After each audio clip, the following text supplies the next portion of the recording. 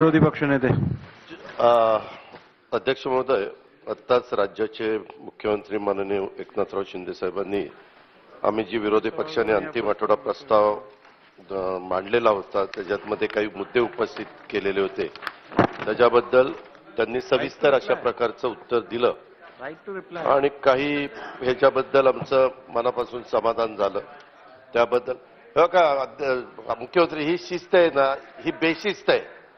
हे यांना जरा तुम्ही झापा जरा तुमच्या भाषेत. नंतर काय ते त्यांच्या चेंबरमध्ये भेटा म्हणून सांगितलं, इथं नाही गर्दी करायला सांगितली.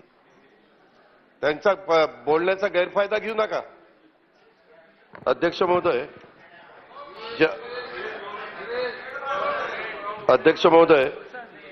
मुख्यमंत्री महोदय, मला तुम्ही टीईटी परीक्षा घोटाळ्याच्या संदर्भामध्ये तुम्ही उत्तर दिलं, चौकशी सुरू झाली. फक्त आमचं म्हणणं असं होतं की चौकशीचा पूर्ण अहवाल यायच्या आधीच तिथल्या अधिकाऱ्यांना पुन्हा सेवेमध्ये घेण्यामागचं कारण काय. नंतर पोलीस खात्यामध्ये देखील मधल्या काळामध्ये काही भ्रष्ट लोकांना निलंबित केलेलं होतं, त्यांचं पण निलंबन रद्द करण्यात आलेलं आहे.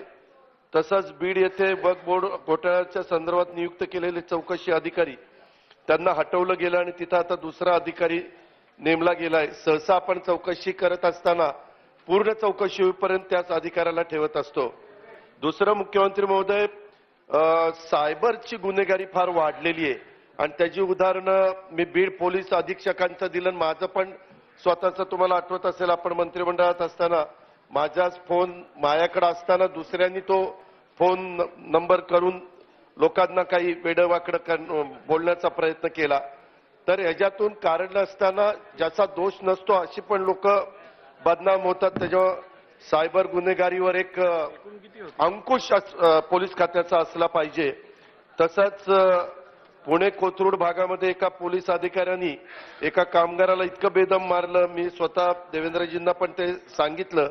असं पोलिसांनी पण वागता कामा नये. चूक असेल तर गोष्ट वेगळी, आणि पोलिसांना उत्तम दर्जाचं प्रशिक्षण देण्याच्या बद्दल.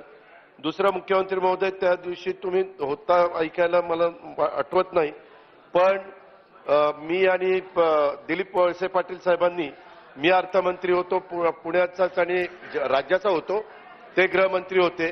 त्यावेळेस पुण्याला एक SP कार्यालय फार चांगला प्लॅन आपण केलेला आहे, तर त्याला आम्हाला मंजुरी पाहिजे होती. ते शेवटी पुणे हे महत्वाचं ठिकाण आहे, आमच्याकडनं चुकून ते राहून गेलं, तर त्याला एक आपण मान्यता द्यावी.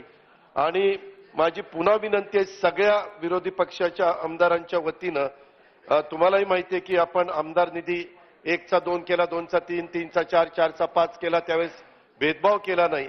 तर मागच्या काळामध्ये जी कामं मंजूर केलेली होती DPC आणि बाकीच्या बाबतीतली, तर मुख्यमंत्री महोदय, आज तुम्ही अधिवेशनाचा शेवटचा दिवस आहे, शेवट पण चांगला होऊ द्या आणि ते स्थगिती दिलेली उठवा असं जाहीर करा, असे माझी आपल्याला कळकळीची विनंती आहे. धन्यवाद.